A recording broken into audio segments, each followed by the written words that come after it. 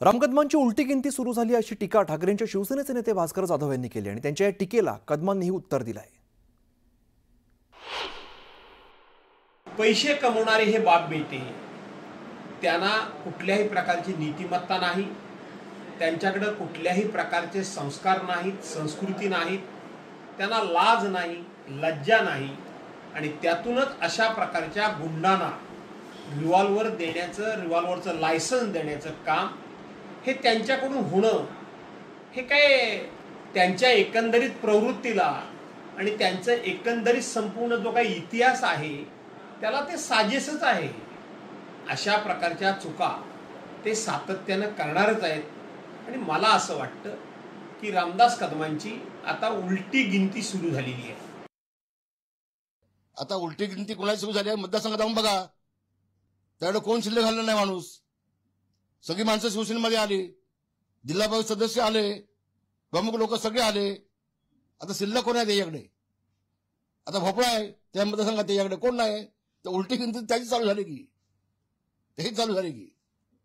आणि उद्या जिल्हा परिषदला जेव्हा निकाल लागेल तर तुझा कायमचा निकाल लागलेला असेल, एक जिल्हा परिषदचा गट त्याकडे येणार नाही, एक सीट। उलटी गिनती नाही, तो संपलाय आता। करूया विधिमंडळातील एका मोठ्या नेत्याच्या सांगण्यावरून सचिन गायवळला शस्त्र परवाना दिला असल्याचं रामदास कदम यांनी मोठा गौप्यस्फोट केलेला आहे। योगेश कदमला मी विचारलं, विधिमंडळाच्या एका मोठ्या पदावरती बसलेल्या विधानसभेत विधिमंडळात मंत्र्यांना देखील आदेश देणार अशा व्यक्तीने त्याला सांगितलं, पण तो न्यायाधीशच आहे।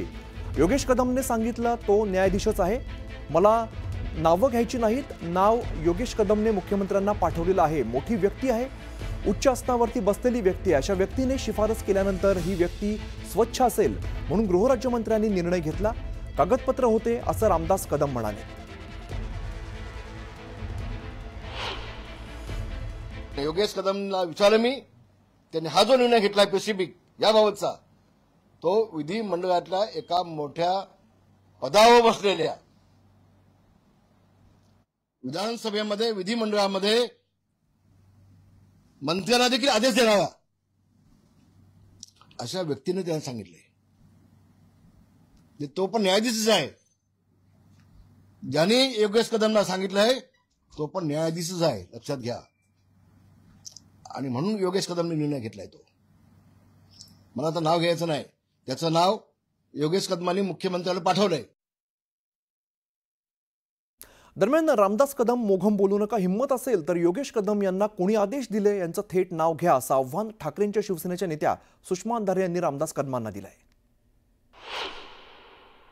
रामदास कदम मोघम बोलू नका, योगेश कदमांना शस्त्र परवाना देण्यासाठी नेमकी कोणी शिफारस केली होती, नेमकी कोणी आदेश दिलेले होते हे जरा स्पष्ट बोला ना।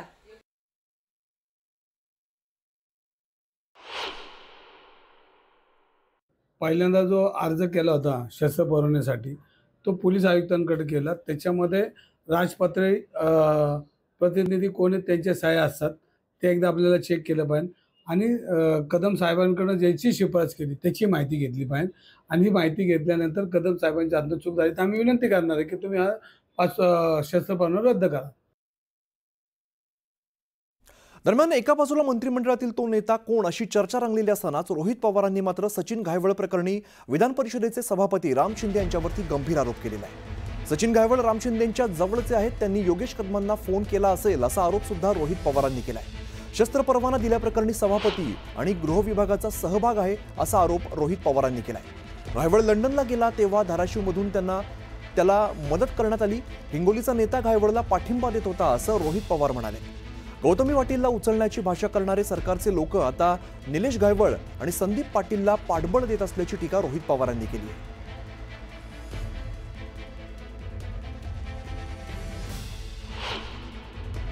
निलेश गायवळ हा जो मोठा गुंड आहे ते महाराष्ट्राचे आजचे जे सभापती राम शिंदे सर यांच्या फार जवळचे आहेत। त्यांनी राम शिंदे सरांना सांगितलं असावं अशी एक चर्चा आहे आणि राम शिंदे सरांनी हे योगेश कदम यांना डायरेक्ट तरी फोन केला असावा, चर्चा केली असावी, नाहीतर होम मिनिस्टर कार्यालयामधून एक दबाव हा राज्यमंत्र्यांवर आला असावा आणि त्या अनुषंगाने सचिन गायवाळ जो मोक्यात सुद्धा अडकला होता पूर्वी असं आम्हाला समजते, त्याला तिथं बंदुकीचा परवाना दिला गेला. एका गुंडाच्या भावाला सहजपणे तिथं जर बंदुकीचा परवाना देत असेल तर फार वरिष्ठ लेवलची लोक ह्याच्यामध्ये इन्व्हॉल्व असतील, ज्याच्यामध्ये होम मिनिस्ट्रीसुद्धा आहे आणि होम मिनिस्टर स्वतः असू शकतात आणि सभापती राम शिंदे सरसुद्धा तिथं असू शकतात. म्हणजे ज्या गोष्टी सहजपणे गरिबाला सामान्य लोकांना मिळत नाही, जसं की पासपोर्ट, खोट्या नावावर पासपोर्ट दिला जातो निलेश गायवाळला, निलेश गायवाळ भारत सोडून बाहेर जातो आणि इथं विद्यार्थी आणि सामान्य लोक अनेक वेळा चक्रा मारून सुद्धा त्यांना पासपोर्ट मिळत नाही. त्याच्याचबरोबर अजून एक गोष्ट आपल्या सर्वांना सांगतो, निलेश गायवाळ जर कुठल्या एअरपोर्टवरनं लंडनला गेला असेल तर ते एअरपोर्ट आहे अहमदाबाद एअरपोर्ट.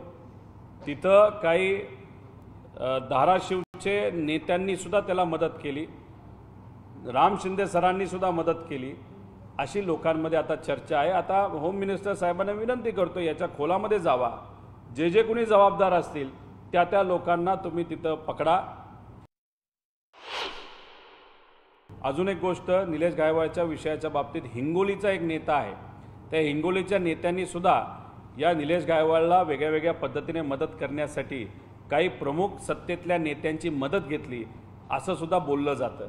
त्यामुळे हिंगोलीचा नेता हा कोण याचाही अभ्यास केला गेला पाहिजे आणि या सगळ्या गोष्टींकडे लक्ष देऊन एक स्पेशल केस लोकांना दाखवली गेली पाहिजे. हे सरकार गुंडांच्या मागे राहत नाही. बघूया येत्या काळामध्ये काय होतं. दरम्यान न्यूज 18 लोकमतच्या बातमीनंतर शिवसेना उभाटा पक्षाचे नेते अनिल परब योगेश कदमांविरोधात आक्रमक झालेत. सचिन गायवळवरती हत्या खंडणीचे गुन्हे आहेत. योगेश कदमांनीच सचिन गायवळचा शस्त्र परवाना मंजूर केला. कदमांची मंत्रिमंडळातून हकालपट्टी करण्यात यावी अशी मागणी अनिल परब यांनी पत्रकार परिषद घेत केलेली आहे. मुख्यमंत्र्यांनी योगेश कदमांना पाठीशी घातलं तर एकनाथ शिंदेही आपण पाठीशी असल्याचं कदमांना त्यांनी सांगितलेलं आहे अशी टीका परबांनी केली आहे. या संदर्भात मुख्यमंत्र्यांची भेट घेणार असल्याचंही कदम म्हणाले.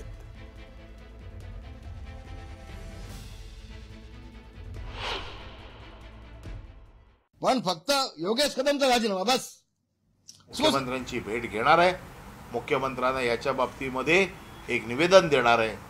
शिवसेनेच्या वतीने ही मागणी करणार आहे की या मंत्र्याची ताबडतोब मंत्रिमंडळातनं हकालपट्टी करा, अन्यथा येणाऱ्या अधिवेशनामध्ये शिवसेना अधिवेशनात आवाज उचलेलच, पण त्याच्या अगोदर शिवसेना रस्त्यावरती उतरल्याशिवाय राहणार नाही. आणि रस्त्यावरती उतरायचा जो काय कार्यक्रम आहे, हा कार्यक्रम मुख्यमंत्र्यांच्या भेटीनंतर मी आपल्यासमोर पत्रकारांसमोर ठेवीन.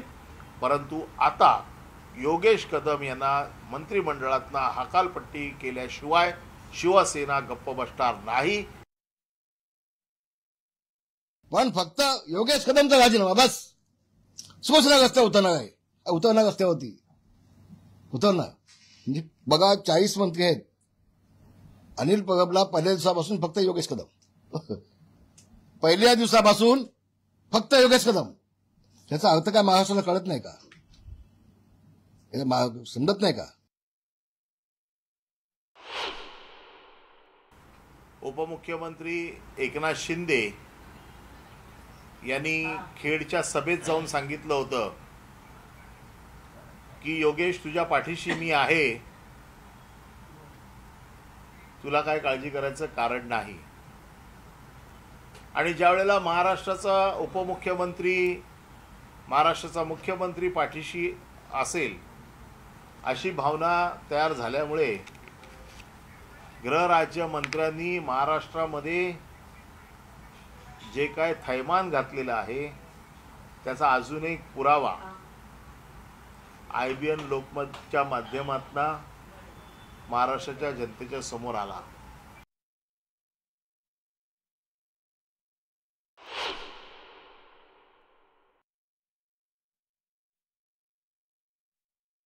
त्याची जर पार्श्वभूमी तुम्ही सांगितलेली आहे, पोलिसांनी दिलेली आहे. पोलिसांनी ही ऑर्डर रिजेक्ट करताना पूर्ण रिझन सकट ऑर्डर रिजेक्ट केलेली आहे.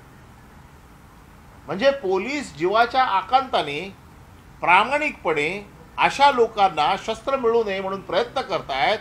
आणि हे राज्यकर्ते आता ह्यांचा उपयोग अशा प्रकारची फेवर करून आमच्यासारख्यांचा आवाज उचलणाऱ्यांचा जीव घेण्यासाठी घेतला तर? कारण यांच्यावर केलेली मेहरबानी आहे. ही मेहरबानी दोनच गोष्टींसाठी होऊ शकते. एक तर पैशासाठी होऊ शकते, किंवा आम्ही तुम्हाला मदत करतोय, आम्ही ज्या सुपाऱ्या देऊ त्या तुम्ही फोडा.